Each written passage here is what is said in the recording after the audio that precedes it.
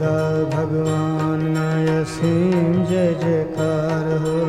દાદા ભગવાનના અસીમ જય જયકાર હો. દાદા ભગવાનના અસીમ જય જયકાર હો. જાઓ તોય થાય, ના જાઓ તોય થાય. તો પછી હું અંકિતને એવું જ કહેતી હતી કે કેમ પછી આપણે આટલી બધી ઇન્સ્ટ્રક્શન ફોલો કરવાની, તેનું એવું માનવું ના, બહાર જવાનું મિસ્ટીને એવું નહીં. આપણે આ જગતનું જે વ્યવહારિક જ્ઞાન છે એ આપણી સમજમાં આવે છે, માટે આપણે ફોલો થઈએ છીએ. આપણે એની મેળે આપણું વ્યવસ્થિત જ એવું છે. આપણે બહાર જવું હોય ને તો આપણે બહાર નહીં જઈ શકીએ, કારણ કે આપણને બહાર કોણ નથી લઈ જતું? તો કે વ્યવસ્થિત નામની શક્તિ નથી લઈ જતી. પેલા લોકોને બહાર માસ્ક વગર ફરતા હોય તો એને કોણ લઈ જાય છે? આ વ્યવસ્થિત શક્તિ લઈ જાય છે. પણ આપણે એવું માનીએ કે હું એના જેવું રહું તો મને નહીં થાય, અથવા છૂટ લઈ લઈએ, તે તો ઊંધું જ્ઞાન થયું આપણને. આ રિલેટિવ જ્ઞાન એ પણ રિલેટિવ રીતે કરેક્ટ છે. આપણે સમજીએ છીએ તો એને ફોલો થવાનું. ફાઇલ નંબર 1 ને કહેવાનું ફોલો થાવ કહીએ. હું હવે ફોલો થઉં છું ને એમાં આપણે કઈ જરૂર ના હોય એવી, અને છતાં પણ કશું હોય તો એનો ઉપાય કરવાનો. એનો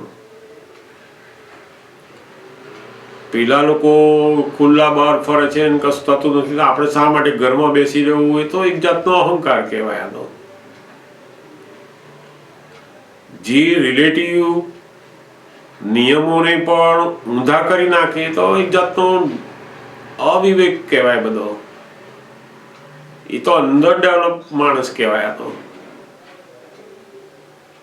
આપણને ગવર્મેન્ટ, ડોક્ટર્સ, મેડિકલી લોકો બધા કેટલી આપણને હેલ્પિંગ કુદરત કરી રહી છે. બધા કે ઓહો તમને આવી સરસ ગાઈડલાઈન બતાવે, આટલી બધી વસ્તુ કરે છે, તો આપણે ફોલો થવાનું છે ને. અને હવે તો કંઈ પણ આવું બધું હોય છે એના માટે સરસ, સૌથી સારું તો હવે ટૂંક સમયમાં જો એની રસી આવી ગઈ, વેક્સિન શરૂ થઈ ગઈ, બિલકુલ કંઈ હવે છે નહીં. હવે તો એ બધા સમય પસાર થઈ ગયો આખો. 2021 વેક્સિનનું આગમન, એ ભારત દેશને હવે બધું એકદમ અદ્ભુત થવાની તૈયારી શરૂ થઈ. આ તો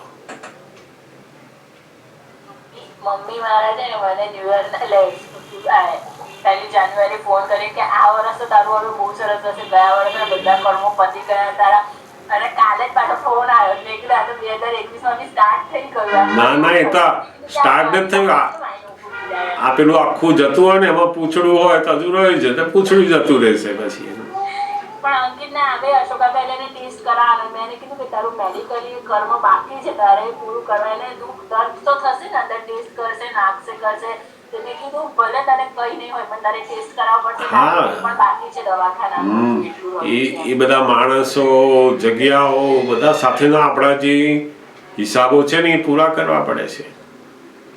ડોક્ટર, પેલા નર્સ, કામવાળા, બધા આ જગ્યાઓ ઉપર બધું આપણા હિસાબો જ્યાં જ્યાં છે એ બધું પૂરું કરવું પડે ને એનું. અને આપણે શુદ્ધાત્મા તો પછી આ કોવિડ થાય છે એ આપણે જુદા એને જોયા કે દુઃખ છે નું આપણને વળી આપણા શરીરને, મનને થાય, આપણે જુદા જોવાનું છે કે તને થાય ને હું જોઉં છું, કહીએ હું શુદ્ધાત્મા છું, મને તો દુઃખ હોય જ નહીં.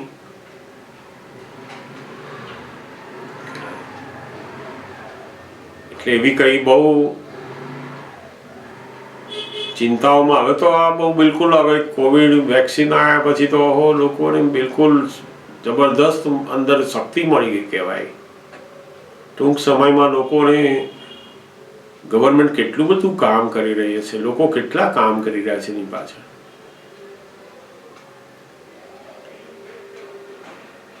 જે લોકો બધું આ કામ કરનારા હશે કેટલું મહેનત કરતા હશે, કેટલું બધું કરતા હશે. કુદરત કેટલું બધું કામ કરી રહી છે એની પાછળ.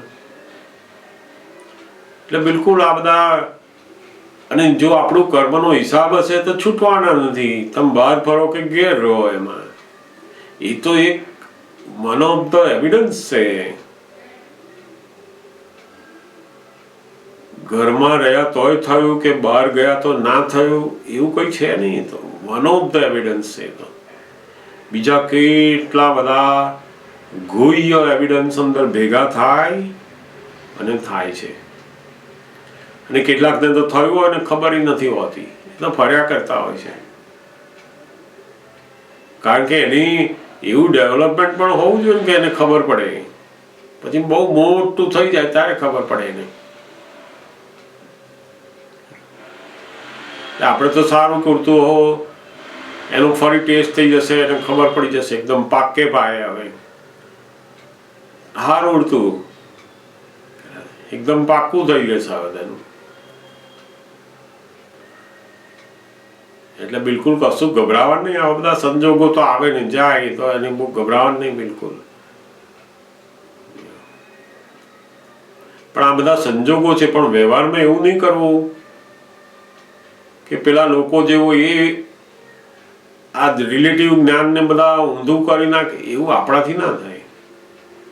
આપણે તે રિલેટિવ જ્ઞાનને એક્સેપ્ટ કરવાનું સારામાં સારી રીતે. નેચરમાં લોકો, મેડિકલી લોકો, ગવર્મેન્ટ લોકો, બધા કેટલા બધા લોકો આપણને સરસ ગાઈડ કર્યા છે, એટલા સરસ. તો ઉડતું એને આપણે સ્વીકાર કરવાનો કે સારું થયું તમે લોકોએ આપણને જાણ કર્યું, અમે ફોલો કરીશું એને.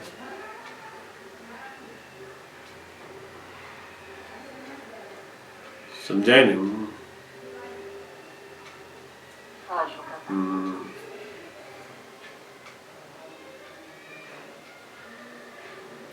વ્યવહારના જે બધા નિયમો, વ્યવહારની ગાઈડલાઈન, જે જગ્યાએ જેવા નિયમો, જેવી વ્યવસ્થા હોય એને અનુસરે.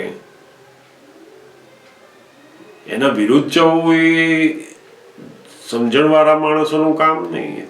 એ તો જે ડેવલપિંગ નથી, એમને સમજણ નથી. એ તો બોલ્યા કરે કે આવું કોવિડને યાદ કરવાનું જ નહીં, ખાઓ પીવો ને ફરો કે છે. અરે પણ એ તો જ્યારે અત્યારે તારું જે કર્મ એવું નથી એટલે તને આ બધું ફાયદો છે. એનો જે અસાતા વેદનીય કર્મ નથી એટલે આ બધું ફરે છે ને ખાય છે, પીવે છે, બધું એમનેમ રહે છે. એને નથી થતું એનું કારણ તો કે પેલું કર્મનો હિસાબ નથી એટલે. પણ જો હિસાબ આવ્યો ને ત્યારે તો એવું આ બધા કારણો તો જોડે ભેગા થશે, પેલું થશે તો મોટું થઈ જશે એમાં. સમજાય ને? એટલે આપણે તો વ્યવહારનો જે બધા નિયમ હોય એને અનુસરવાનું છે બસ.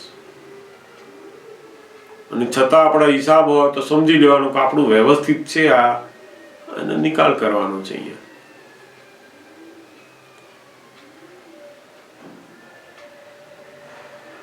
આપણને ભય રહ્યો નહીં. હવે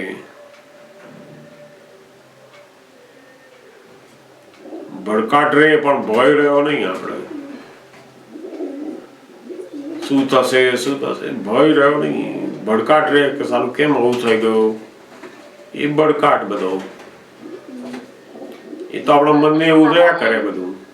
એના કલીગને થયો, પણ એના કલીગમાં પણ એના જ રૂમમેટને થયો, તેની સાથે સુવા કરવાથી માંડીને બધું એ લોકો એક તો મને એવું થાય કે કલીગને થયો ને એમાં પણ એના જ રૂમમેટને, એની સૌથી નજીક. એટલે એમને કહે કે આપણે જ કેમ એમાં દર વખતે આપણે આવીએ એ હિસાબથી ને પણ થયો ને તો પણ એવી વ્યક્તિને તો મારા એક્ઝેક્ટ સામે ઉભા રહીને દરવાજા દેખીને મોઢા આપણે એકદમ નજીક હોય એવી જગ્યા. હા, એટલે આપણી જોડે એવા હિસાબો, બધા હિસાબો એને થાય, જે આપણી જોડે રહેતો હોય એને થાય એવા હિસાબો આપણે એની જોડે.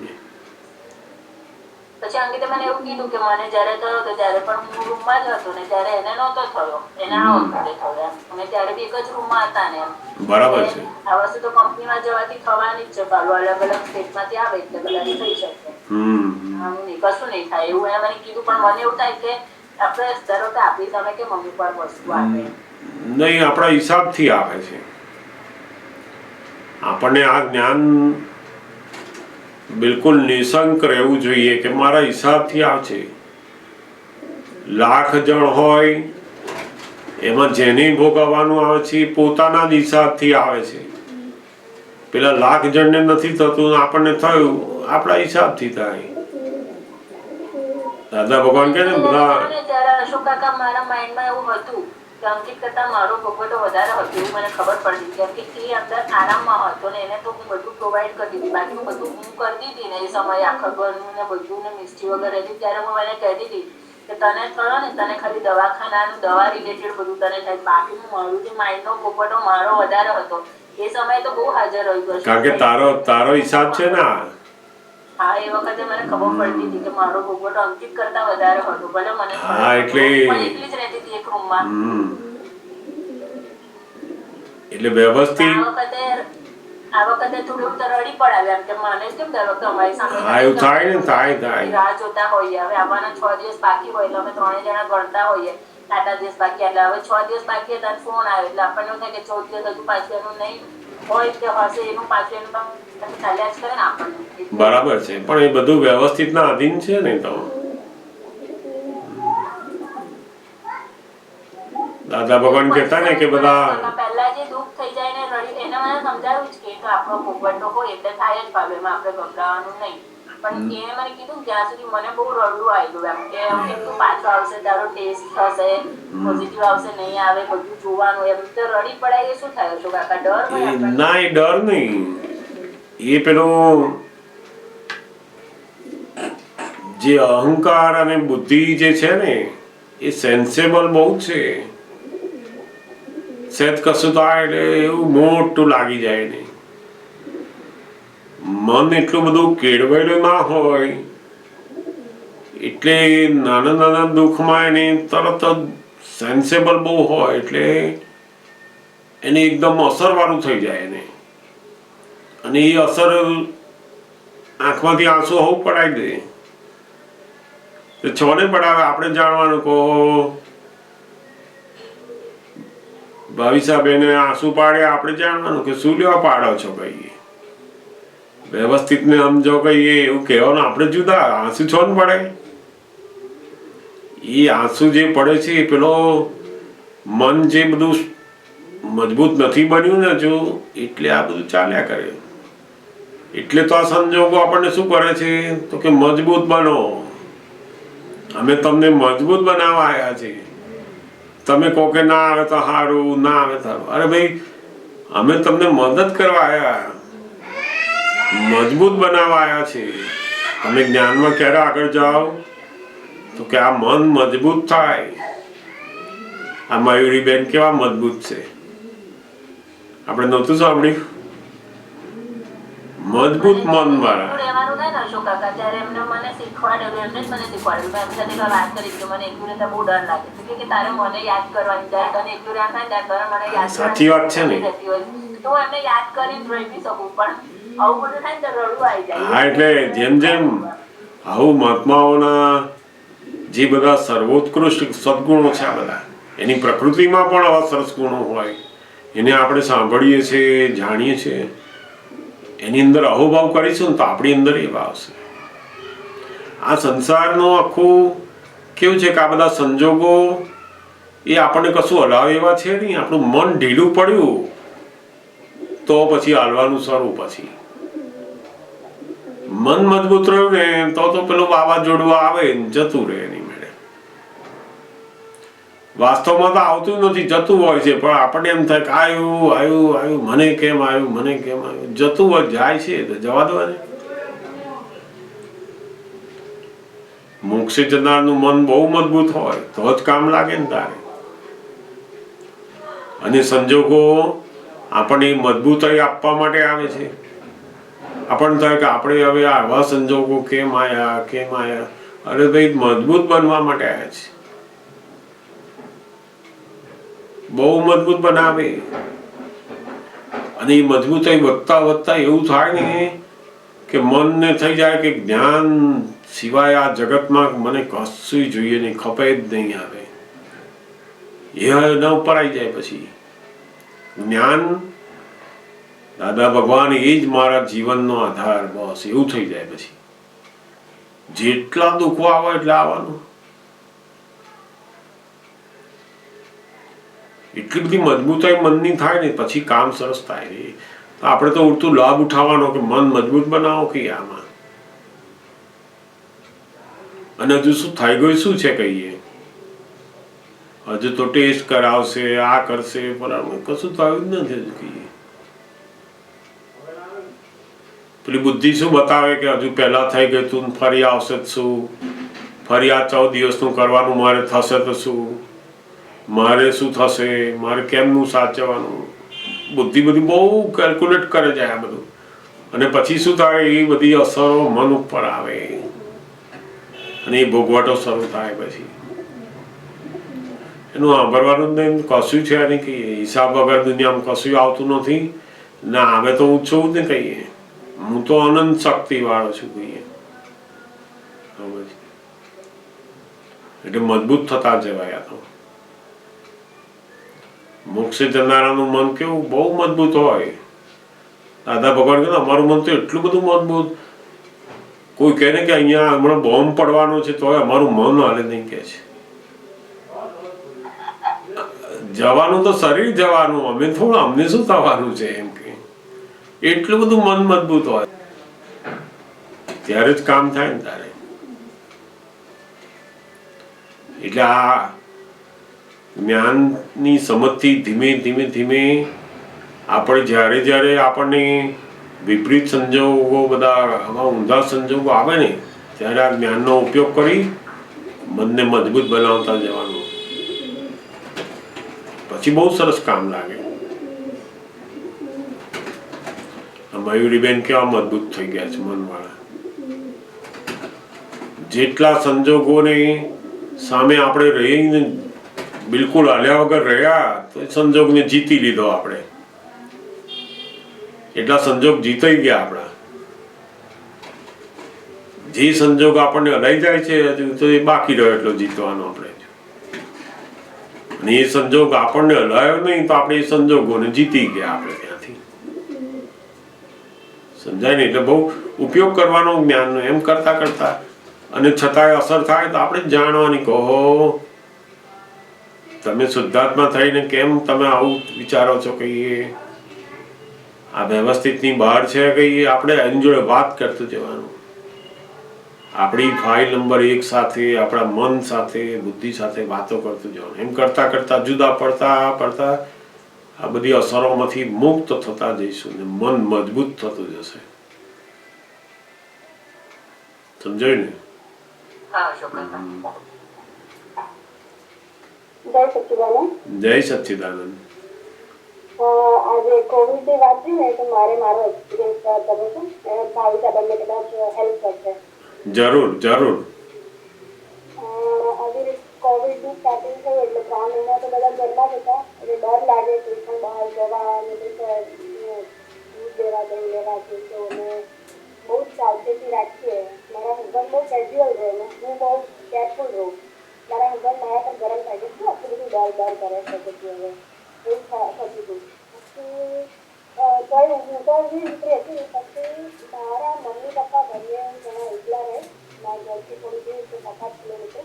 હવે એમની ઉંમર કેવી એટલે તબિયતના હિસાબે એકલા રહે એટલે મારે બધું જવાનું થતું હતું ને મહિનામાં એકાદ વખત મારે લેબોરેટરી ટેસ્ટમાં જવું પડે કે ડાક્ટર પાસે જવું પડે એવા બધા સંજોગો થતા હતા. એક વખત ઓગસ્ટના એન્ડમાં સપ્ટેમ્બરના ફર્સ્ટ વીકમાં મમ્મીની તબિયત બગડી એટલે મારે એમની સાથે જવાનું થયું. હવે આવી રીતે ત્યાંથી કંઈક લાગી ગયા છે કોરોનાનો ગમે તે કેર કરી શકાય. મમ્મીને તાવ આવ્યો ને બીજા દિવસે મને તાવ આવ્યો. એટલે હું ટેસ્ટ તો નહીં કરાવું. ઘરના ડૉક્ટર હતા ને એમને કીધું કે આપણે કોવિડની ટ્રીટમેન્ટ ચાલુ કરી ક્વોરન્ટાઇન થઈ જાય. એટલે પછી મારે મમ્મીને પપ્પાના ઘરે રહેવાનું થઈ ગયું. એટલે અહીંયા આગળ મારા હસબન્ડ અને છોકરો એકલા. તો મેં તો દાદાને પ્રાર્થના કરી દીધી કે જે ઘરનું થશે રહેવાનું નહીં છે ને આપણે બધું અલગ રાખીને કરવાનું. એટલે હું બહુ નિશ્ચિંત થઈ ગઈ. 10 દિવસ ડૉક્ટરે કીધું કે ગમે આવશે તો આ લોકો લાગશે અને ઘણા લોકોની પણ મારી સેવા કરવી પડે. ત્યાં હું રહી 10 દિવસ. પછી બધું એ લોકોને પણ થોડું સારું થયું. પછી મારા ઘરે આવી. ઘરે પણ હું અઠવાડિયું ક્વોરન્ટાઇન થઈને રહી. એ દરમિયાનમાં આખો દિવસ સત્સંગ અને જાણે કે ક્યાંક આપણે બહાર ગયા હોય ને બધું જ વ્યવહાર બંધ, બધું કામ કરવાનું નહીં ને આખો દિવસ ઘરમાં એક રૂમમાં કહેવાનું, આખો દિવસ સત્સંગ ને નાહી ધોઈ બધું બહુ પોઝિટિવ હોય એટલે અને એ મારો એટલો સારો અનુભવ રહ્યો કે મને એટલો નેગેટિવ ઉપર નાખે આખો દિવસ હું નથી ને આ ને સત્સંગ સાંભળીને સામાયિક પ્રતિક્રમણ કરું ને આખો દિવસ મારા 24 કલાકમાંથી ઉત્સવ હતો સમય અને ખબર એ સંજોગોને રાત્રે ઊંઘ પણ નહીં આવતી હતી એટલે મેં આખો આમાં મને આ 15 દિવસ મારા બધા એવું જબરદસ્ત મને ફાયદો થયો. અને બીજું એ છે ભાવિકાબેનને કહેવાનું કે એક વખત જો કોવિડ થાય ને તો પછી બોડીમાં બોડી ડેવલપ થઈ જાય એટલે બીજી વાર થવાના ચાન્સીસ બહુ જ ઓછા હોય. સાચી વાત છે. ચિંતા કરવાની જરૂર જ નથી. ભાઈ આપણે જે કોવિડ હોય લોકો પાસે જવાનું એ બધું અવોઇડ કરવાનું પણ છતાં પણ 99% એકવાર કોવિડ થઈ ગયો પછી તમે બીજી વખત લાઈક બોડી વેક્સિન જેવું જ કામ કરે. યસ બરાબર છે. ત્યારે જ પછી બીજી વાર થવાના ચાન્સીસ છે એટલે તમે એન્ટીબયોટિક ટીકા નહીં કરતા. યા બહુ સરસ. આપણા દાદાનું જ્ઞાન એવું છે ને કે દાદાને આપણે સાથે રહીએ અને આપણે આપણું આ આજ્ઞાની નિશ્ચયમાં આગળ વધીએ ને તો બહારનું બી અસર કરવી છે ને. બરાબર છે. યા ખૂબ સુંદર. જય સચ્ચિદાનંદ. ખૂબ સુંદર.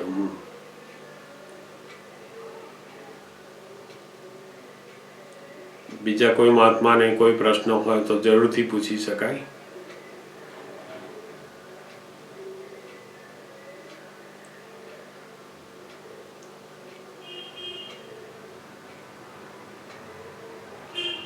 અશોકભાઈ, તમે અત્યારે પેલું કલ્યાણ સ્વરૂપમાં સમજાયું ને કે સ્થૂળ દોષો અને સૂક્ષ્મ દોષો, તો સ્થૂળ દોષો તો આપણે બધા જોઈ શકીએ છીએ અશોકભાઈ. સૂક્ષ્મ દોષો એટલે મનથી અને કપટથી થાય. અશોકભાઈ, કપટથી કરીએ એ સૂક્ષ્મ દોષો ને? આ એ બધા સૂક્ષ્મ દોષો જે બહાર ખબર ના પડે આપણા મનની અંદર થતા હોય, આપણી બુદ્ધિ અંદર બધું કરતી હોય, આપણું કપટની ગાંઠ બધું કામ કરતી હોય, એ બધા સૂક્ષ્મ દોષો જે અંદર થાય છે બધા.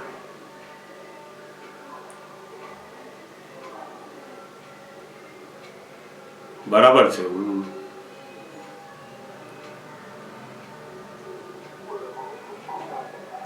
સમજે ને? હા, જરૂર પૂછો.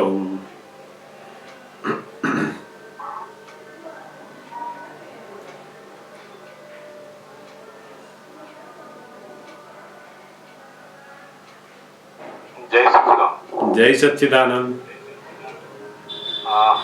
દાદાવાણીમાં એક વાત આવેલી છે કે સર્વ આગમોના ફોડ અહીં, એવું દાદા કે છે. અને બધા ખુલાસા, બધું દર્શન પ્રાપ્ત કરેલું દાદાએ. 24 તીર્થંકરોનું ભેગું દર્શન પ્રાપ્ત કરેલું. જેને જે ગૂંચવાડા હોય તેનો ખુલાસો તરત મળશે. પછી દાદા એવું કે છે તેનું જ્ઞાન નથી થયું પૂર્ણતાએ, પણ દર્શન તો છે જ. એ વાત સમજવી. બરાબર. દાદા એવું કે છે કે જેનું જ્ઞાન થયું નથી પૂર્ણતાએ, પણ દર્શન તો છે જ. સાચી વાત છે.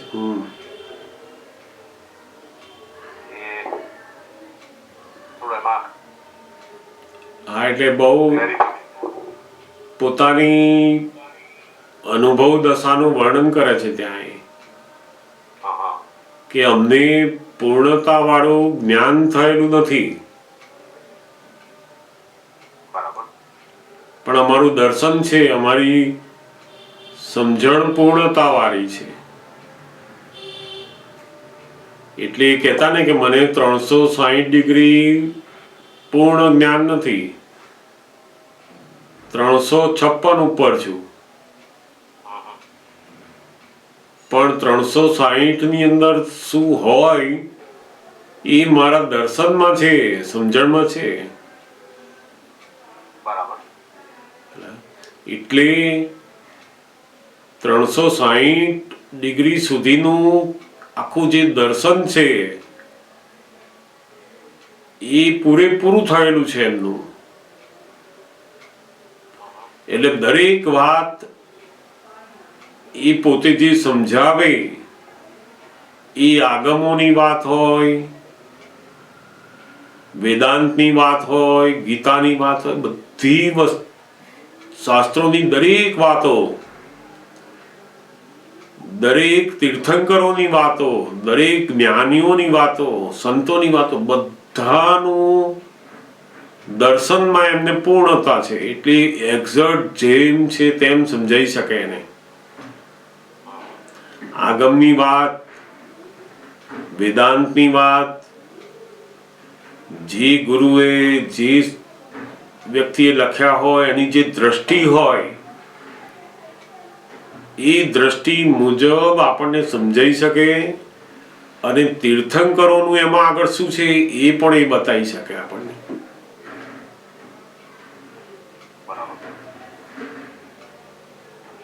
લખનાર નું જે દર્શન સમજણ હોય એને વાંચનાર સમજી શકે એ બહુ ઓછું બને. એવું કોઈ પણ સબ્જેક્ટમાં લખનારનું જે દર્શન એ વાંચનારનું દર્શન બને એવું બહુ જ ઓછું જોવા મળે. એ કંઈક જુદું જ સમજે એને. એ ક્યારે સમજાય તો કે જેને 360 ડિગ્રીનું દર્શન પૂર્ણ થયું હોય ને એ પેલા બધા ડિગ્રી વાળાનું વાતને એક્ઝેક્ટ સમજી શકે અને આપણને કહી શકે કે આમાં જે વાત કહી છે એ શાસ્ત્રની અંદર આના માટે લખેલી છે, આ રીતે લખેલી છે અને જ્ઞાનીનું એમાં આવું કહેવું છે એ બધું એ સમજાઈ શકે. કારણ કે એમને કેવળ દર્શન, આખું દર્શન પૂર્ણ થયેલું છે 360 ડિગ્રીનું. જ્ઞાન 4 ડિગ્રી જે બાકી રહ્યું એ કાળના પ્રભાવથી બાકી રહ્યું છે. એમાં આ જે કાળ છે અત્યારનો એ એવો ચાલી રહ્યો છે કે એમની આ ક્ષેત્રની અંદર 360 ડિગ્રી પૂર્ણ થવી જોઈએ, ના થઈ એમની. કારણ કે કાળ બહુ મોટું કામ કરતો હોય છે. એટલે કહેતા ને કે મને આ કેવળ જ્ઞાનમાં હું 4 ડિગ્રીમાં નપાસ થયો પણ કેવળ દર્શનમાં તો પૂર્ણ છું. એટલે ઠીક મહાવીર ભગવાનની વાતો, બધા તીર્થંકરોની વાતો, આખા બ્રહ્માંડના બધા જ વસ્તુનું દર્શન અમને પૂર્ણ છે. તમે કોઈ પણ વસ્તુ પૂછો એ તીર્થંકર ભગવાન જે જવાબ આપતા હોય એ જવાબ અમારો આવે છે. કારણ કે દર્શન બંનેનું પૂર્ણ છે. એમનું દર્શન, એમની જે સમજણ છે એ આખી કેવળ જ્ઞાન જેટલી, તીર્થંકરો જેટલી જ છે. પણ એમના વર્તનની અંદર 4 ડિગ્રી બાકી છે.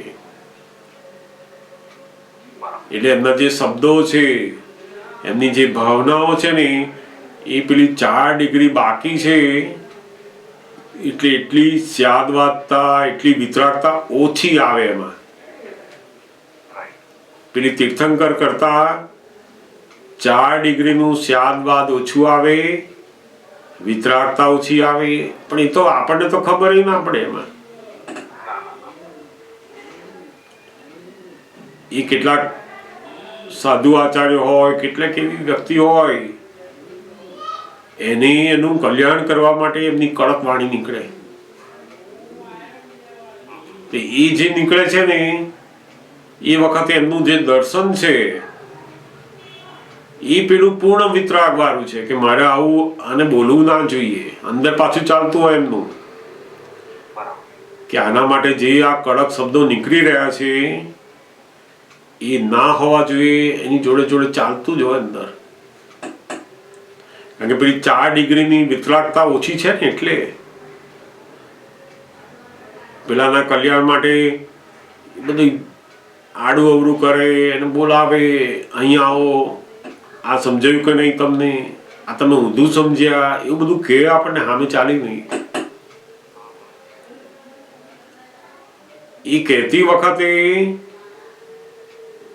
પેલું 360 જે જ્ઞાન છે ને એ ઓછું છે એટલે આ બોલે છે એવું. જો એમને 360 જ્ઞાન થઈ ગયું હોત ને તો આવી બધી ખટપટ કરે જ નહીં. જેનું કલ્યાણ થવાનું એ આવે ને પૂછે એટલી વાત કે ને પછી બસ.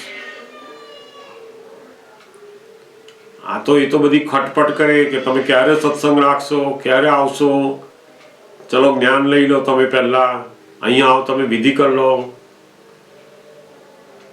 હું તમારા ઘરે આવવાનો છું, બધું જાત જાતની ખટપટ કરે.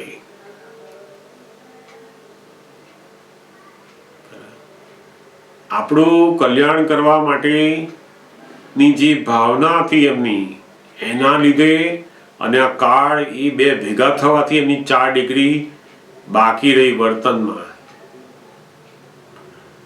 વિતરાગતાનું દર્શન છે, સમજણ છે, પણ પેલી 4 ડિગ્રીની વર્તના ઓછી છે એમની. એટલે જ્ઞાનની પૂર્ણાવતી નથી હજુ એમની. એનું ઇન્ટરપ્રિટેશન એવું થાય હર્ષભાઈ કે આપણે ઘણા બધા મહાન માણસોના વાંચ્યા, જેમ કે શ્રીમદ રાજચંદ્ર પણ જે પત્રો લખેલા છે બધા, અને એમણે જે લખ્યું એ આપણે આજે વાંચી છે આટલા વર્ષો પછી, પણ એમને તો દર્શનમાં અંદર તો આવ્યું હોય, વિઝ્યુઅલાઇઝ કર્યું હોય એમણે. સાચી વાત છે. રૂપકમાં બહાર આવ્યું, લખાણ સ્વરૂપે, બરાબર. હવે જે જ્ઞાનની પૂર્ણતાના આરે પહોંચવું એ બધાના પર્યાયો સમજી શકે એવું અર્થઘટન થાય ને. બધાના પર્યાયો પલકમાં સમજાઈ જતા હોય, એમને તો તરત સમજાઈ જાય. કારણ કે લખનારનું જે દર્શન છે એ કોને સમજાય? તો કે એ દર્શનમાંથી પસાર થઈને આગળ ગયા હોય એટલે એમને ખબર પડી જાય કે આ વાત આ વ્યક્તિને એમણે કહી છે એ શેના માટે કહી અને એ કહેવા પાછળનો શું આશય છે એમનો, આ શબ્દ પાછળ એ સમજાઈ જાય. જેમ તમે બેઠા હોય અને અમુક વાત એવી હોય ને, તમે તમારો દીકરો હોય કે દીકરી હોય કહે કે બેટા તું ફલાણી વસ્તુ જઈને બહાર અત્યારે લેવા જા, અત્યારે તું જવાની છે ને બહાર, તો અત્યારે જઈ આય. તું તમે જવાનું એને કહો છો, એની પાછળનો શું ઇન્ટેન્શન છે એ આ ચોપડીની અંદર આ છપાય. પછી જ્યારે વાંચે એને ત્યારે પેલો ઇન્ટેન્શન ના આવે, શબ્દો આવે અંદર. હવે ઇન્ટેન્શન કોને સમજાય? તો કે આ દર્શનની અંદરથી જે લોકો પસાર થયા હોય ને એથી આગળ ગયા હોય ને એને સમજાઈ જાય કે ઓહો આ સમયે આ જે વાત અહીં કહી હતી એની અંદરનો ઇન્ટેન્શન આવો હતો. એટલે કેવળ દર્શન 360 ડિગ્રી વાળા દર્શનને બીજા બધા જ વ્યક્તિઓના વાતોનું જે દર્શન છે, સમજણ છે, એ એને ખબર પડી જાય. શબ્દથી આગળ મોટા ભાગે તો જગતના બધા જ લોકોને એ શબ્દ અને શબ્દના અર્થ સુધી જ દર્શન પહોંચે. એમના ઇન્ટેન્શન સુધીનું દર્શન પહોંચવું બહુ જ કઠિન. એટલે મને થોડું એવું મનમાં વિચાર આવ્યો કે આપણે જેમ કે કોઈ પુસ્તક લખ્યું ને, આપણે ત્યાં પણ હા એવું જ હોય. એક સરસ પુસ્તક તમે બનાવ્યું ને પછી હવે આવા કોઈ પુસ્તકો લખ્યા ને ત્યારે કોઈ તમારા ફિલ્ડમાં કોઈ થરો માણસ હોય સિનિયર, એને એનું પેલું પ્રાસ્તાવિક લખવા આપે છે, બરાબર ને? તો એ તમારું લેખક તરીકેનું શું આખી દ્રષ્ટિ છે એ એમાં ઉपोદઘાતમાં એ પણ લખતા ખુલ્લી કરતા હોય. હા, હવે એવું આ દાદાનું જ્ઞાન ક્રિયા વાળી વાત થઈ, એવું ઉગાડતો એવું લાગે. સાચી વાત છે. દાદા જે રસ્તે ચાલ્યા અને દાદાને જે વિઝ્યુઅલાઇઝેશન થયું, એ વિઝ્યુલાઇઝેશન દાદાનું જે છે 356 ડિગ્રી સુધી ગયું કે જેમણે જે બધું સ્કૂલમાં આપણને જ્ઞાન પીરસ્યું આપણને, હવે એ જે વિઝ્યુલાઇઝેશન તો આપણને ન થાય, પડે આપણને થાય જ નહીં. બરાબર બરાબર છે. એટલે એ જે પેલો ઉપોદ્ઘાત છે એને આખી ચોપડીનું જે દર્શન છે બધું એને સમજણ છે એને, અને એના થોડીક વાતો એ પેલામાં વર્ણન કરે છે. બરાબર છે. એવું જ્ઞાનીનું પણ જગતના તમામ શાસ્ત્રો જે છે, જ્ઞાનીઓ છે, તીર્થંકરો છે, બધાનું જે દર્શન છે એ દર્શન એમની સમજણમાં આવી ગયેલું હોય છે. તમે બુદ્ધ ભગવાનની વાત કરો, મહાવીરની વાત કરો, કોઈ પણ નરસિંહ મહેતા, મીરાબાઈ, કોઈની પણ વાતો, કોઈ સાધુ સંતની વાતો હોય, શંકરાચાર્યની વાત હોય, કોઈની પણ વાતો શાસ્ત્રો હોય, તો એમનું જે દર્શન છે એ પેલામાં એક્ઝર્ટ આવે. બરાબર. એટલે જ નહીં કોઈ પણ શાસ્ત્ર, કોઈ પણ વાત એ જેની પાસેનું દર્શન છે એના અધીન રહીને આપણે સમજીએ ને તો જ એક્ઝેક્ટ આપણી સમજાય. પછી બાકી તો દરેક વ્યક્તિ પોતાના દર્શનના અધીન એને સમજાય છે, પોતાની ચશ્માના અધીન એને એ વાત ફિટ થાય છે. એક્ઝેક્ટનેસ ક્યારે આવે? તો કે પેલો યથાર્થ દર્શન વાળા આવે ને એનાથી આવે. એટલે દાદા ભગવાન પોતે પણ કહેતા ને કે અમારી આપતાવાણી છે એ પણ તમારી જાતે સમજો છો એ તો બરાબર, પણ તમારી યથાર્થ દર્શન વાળા પાસે જયારે સમજશો તો બહુ જ કામ લાગશે.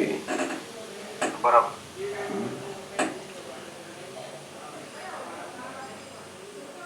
દર્શન એટલે આખું સમજણ, ઇન્ટેન્શન જે જાણી શકે છે, શબ્દથી પણ આગળ. શબ્દ બહાર જવાના કયા છે, પણ ઇન્ટેન્શન અંદર જુદો છે, કંઈ તમને સાંભળવા જેવું નથી, તમારે આ કરવા જેવું નથી, એવું છે. એટલે જેની વિતરાગ ભગવાનનો, તીર્થંકર ભગવાનનો આખો ઇન્ટેન્શન, મૂળ એ જો એના દર્શનમાં આવી ગયો ને પછી એને બધી બાબતોનો ખ્યાલ આવતો જાય કે શ્રીમદ રાજચંદ્ર આ જે વાત આ શિષ્યને કહે છે ને એ જુદી છે, શા માટે કહી છે, કેમ કહી છે, એની પાછળનો શું આશય છે. કોઈક માણસ એવો આવે ને દાદા એને કહે કે ઉપવાસ કરવાનું, બધું શીખવાડ કરે, બહુ જ વાતો કરે ઉપવાસની, અને કોઈક માણસ બિલકુલ જમતો જ ના હોય કે જમતો ખરો તું, આ તારું શરીર તો જો કેવું કરી નાખ્યું, તું પહેલા જમ, તું બધું બરાબર શાંતિથી સરસ ખા પી પછી મોક્ષે જવાશે. તે હવે બેયની શબ્દો જુદા જુદા છે પણ આશય બધો એક જ છે. એમાં જુદા જુદા પ્રકૃતિ, જુદા જુદા માણસો સાથેની જે શબ્દાવલી છે એમની એ જુદી જુદી છે, પણ એમનો જે ઇન્ટેન્શન છે નોર્માલિટીમાં લાવવાનો એ એક જ છે. એટલે જ્ઞાનીનું 360 ડિગ્રીનું જે દર્શન છે એ જગતને બહુ જ મોટું કામ લાગ્યું. દરેકને પોતપોતાના ધર્મનું દર્શન હોય તે પણ પોતાનું દર્શન હોય. આખું સમષ્ટિ દર્શન તો એવું ના હોય, વિશાળ વાળું દર્શન ના હોય. જેમ સ્વામિનારાયણ ધર્મ હોય, વૈષ્ણવ ધર્મ હોય, મુસ્લિમ, એના ધર્મની બાબતોની જાણકારી હોય. દર્શન એ ક્યારે ખુલ્લું થાય તો કે ક્યારે બીજા દર્શન જોડે મતભેદ ના કરે ને ત્યારે દર્શન ખુલ્લું થાય છે. આ જે દર્શન શબ્દ છે સમજણ, એ ક્યારે ખુલ્લી થાય તો કે બીજા કોઈ પણ ધર્મ જોડે એની મતભેદ ના હોય, ભેદભાવ ના હોય, એ એની યથાર્થ છે. અને આ વાત છે આ રીતે યથાર્થ છે એવી રીતે જાણે ને તારે પેલું દર્શન મોટું ખુલતું જાય છે એનું આગળ. અનેકાંત દર્શન, જ્યાં સુધી એકાંત આ સાચું છે એવું બેસી ગયા ત્યાં દર્શન ખુલે જ નહીં પછી. અને એ દર્શન ખુલતા ખુલતા ખુલતા ઓહો આ 360 ડિગ્રી આવે તો અદ્ભુત કહેવાય. એટલે કહેતા ને કે અમારામાં અને તીર્થંકરોમાં કશું જ ફેર નથી.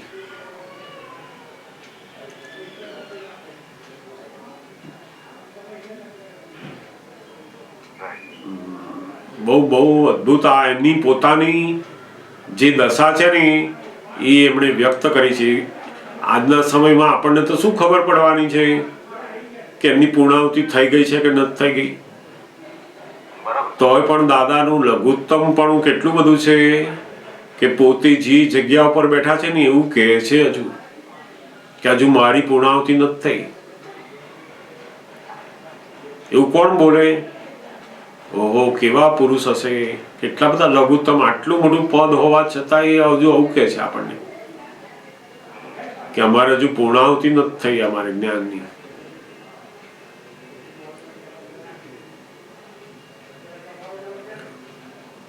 બહુ અદ્ભુત વાતો અંદર કહે છે એમાં. સરસ.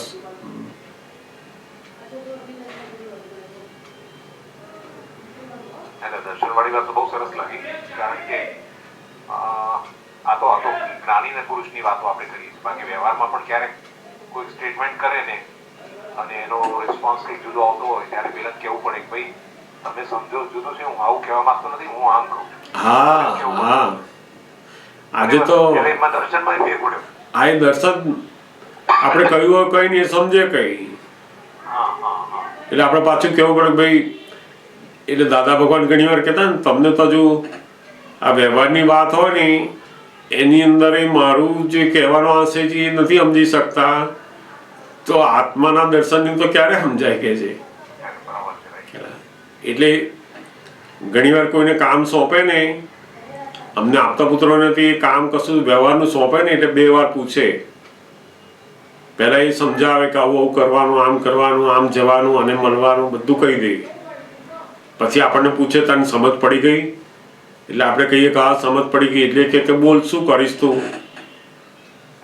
એટલે એ આખું પાછું બોલાવડાવે ફરી, અને એ ફરી આપણે બોલીએ ને એટલે એમને ખબર પડી જાય કે હું જે કહેવા માંગુ છું અંદર પેઠું છે કે નથી પેઠું એને. અને જો ના પેઠું હોય ને તો એ સેકન્ડ વખત એ શબ્દ બોલે કે આવું કરવાનું ફરી એમ. એ બીજી વાર બોલે ને એટલે સમજી જવાનું કે હજુ એનો જે ઇન્ટેન્શન છે બહુ પેઠો નથી એટલે બોલ્યા એ બીજી વાર. અને એ પછી હંમેશા કે તને સમજાવ્યું એમ. પછી એ કહે કે હા બધું સમજાઈ ગયું. પછી એ આપણને છોડે કે જા હવે તું તારી રીતે કર. એ કહેતા ને કે અમે કોઈને અમારું માન એવું નથી કહેતા, અમે અમારું દર્શન છે ને એ એને આપીએ છીએ. મારી જે સમજણ છે હું એને આપું છું, તને યોગ્ય લાગે એમ કર પછી. બરાબર.